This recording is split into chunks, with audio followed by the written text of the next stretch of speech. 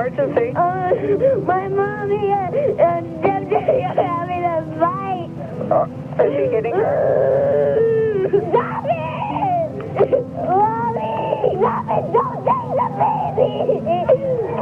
Could you just send the police, please? What's going on?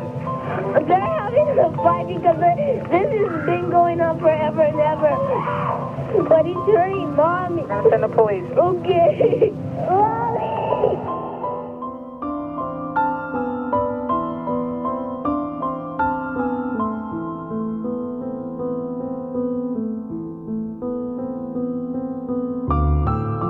You know, you look for places like this, and there aren't a lot of places. They are mostly, majority of the time, they are full.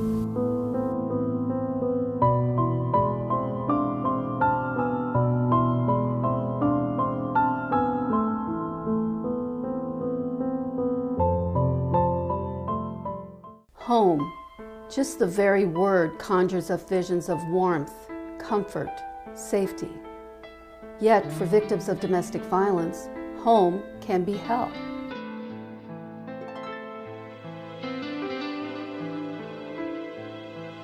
It would always start out with just fussing about certain things that he didn't like, and then it would be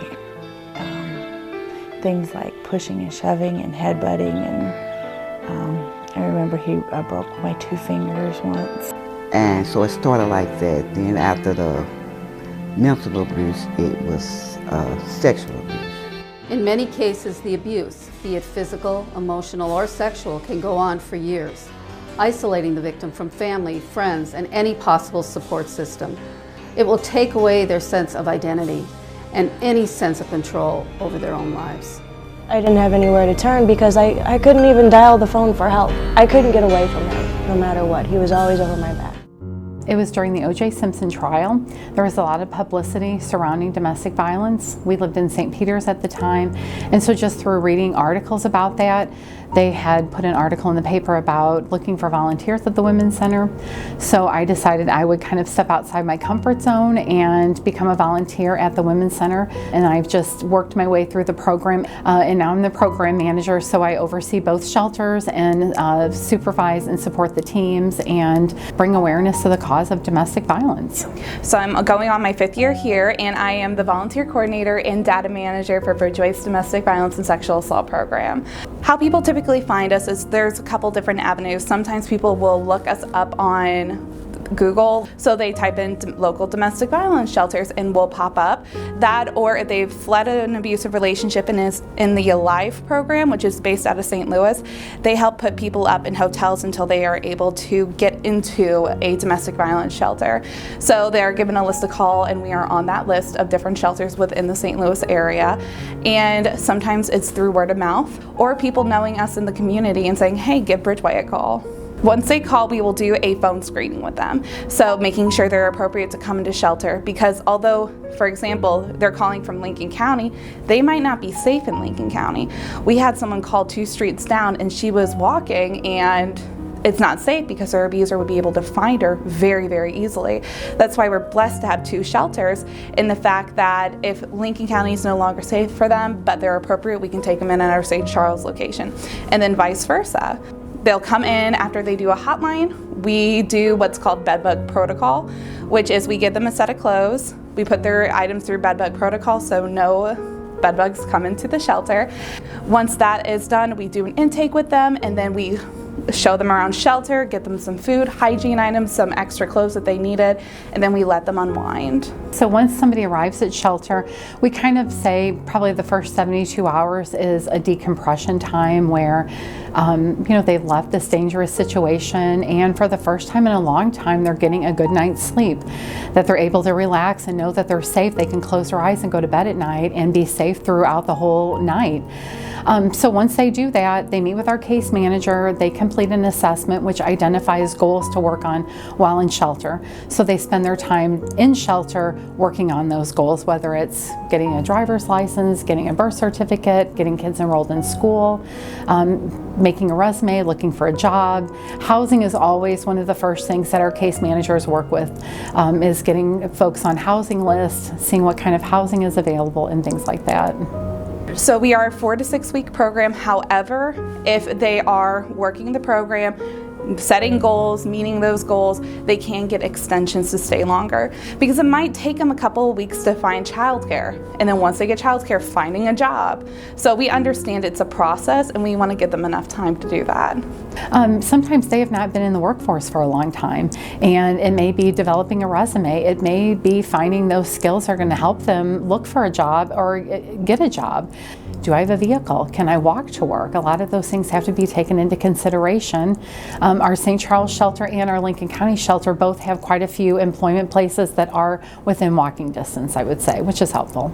Sometimes you'll hear people say they must enjoy it because they stay. And one of the things that I like to tell anybody who is willing to listen is that people don't stay in a domestic violence relationship because they enjoy it.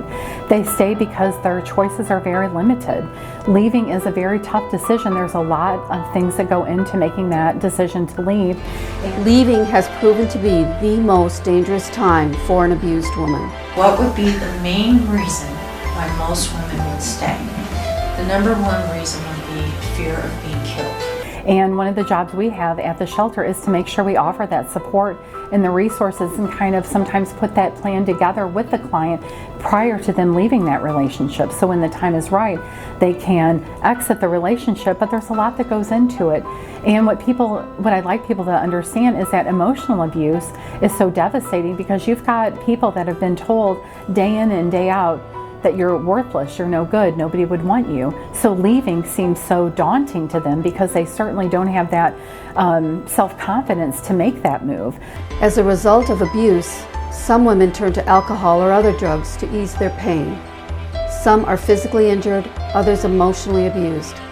These scars and wounds don't always show, but the devastation that it wreaks upon women and their children is very real. I came back to him and, I was suffering from the addiction to alcohol too. I use that as a number to just kind of suppress the depression and just get through it. There's a lot of women out there who really are. They're not just, they don't really think they're just checked, they are checked. They're so emotionally beaten down, they begin to blame themselves and believe they deserve the abuse. That if they can only cooperate and somehow do better, then the abuse will stop. I think one of the most devastating parts of domestic violence is when you've got children who grow up in a home and see that role model to them day in and day out.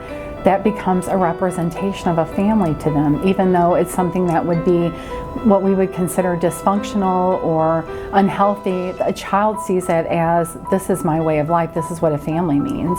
So part of our job as advocates is to teach people how to break that cycle of violence, and I think it begins at that point where kids grow up and learn that this is not normal behavior, that families don't include hitting each other and name calling and isolation and all of that. So the children really are the next generation of people that we need to teach. This is the way that you engage in a relationship, that we don't hit people, that we don't put people down and things like that. So the work with the children is so crucial, because that is the next generation of adults.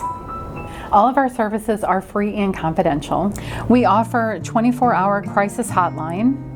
The number is 636-224-1850. Option 1 will take you to Lincoln County. Option 2 will take you to our St. Charles location.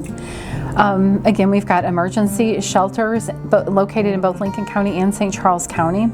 We offer outreach services, so that's somebody coming into shelter that has domestic violence but not necessarily needing shelter. So they can utilize all the services that an in-shelter client can use. Sexual assault and domestic violence response team, also known as the SART and the DBERT teams. Court advocacy, we can assist people with orders of protection, whether that's a child order of protection or an adult order of protection. We can make a legal service referral to LSEM, which is known as Legal Services of Eastern Missouri. And then we have an advocate in the courtroom every Friday in Lincoln County, and they support clients on the adult abuse docket. We also offer professional therapy services, support groups, case management and safety planning. We also are a participant with the Safe at Home Address Confidentiality Program, and we offer trainings within the community to talk about what we call DV 101 and how to help someone in a domestic violence situation. And we also partner with other service lines within the preferred family health care family, and that would be our SUD or disease management teams. There's support groups. Those are really good to talk and get your feelings out and communicate with other women and know that you're not the only one. They give you, diapers that you need, formula if you need it, food. I mean, pretty much anything that you need. They'll give you an avenue to find out what's out there and what help is available. Information. That's what I need, information. And they are providing that for me, and they are providing me the right people to talk to. I know that I'm safe here. This is from the bottom of my heart. I would not even be here at all if I was not able to come here. Do you know why you're staying here? Because our daddy's, if he finds us at the place where Mommy was staying before, then he would take us away from our mom.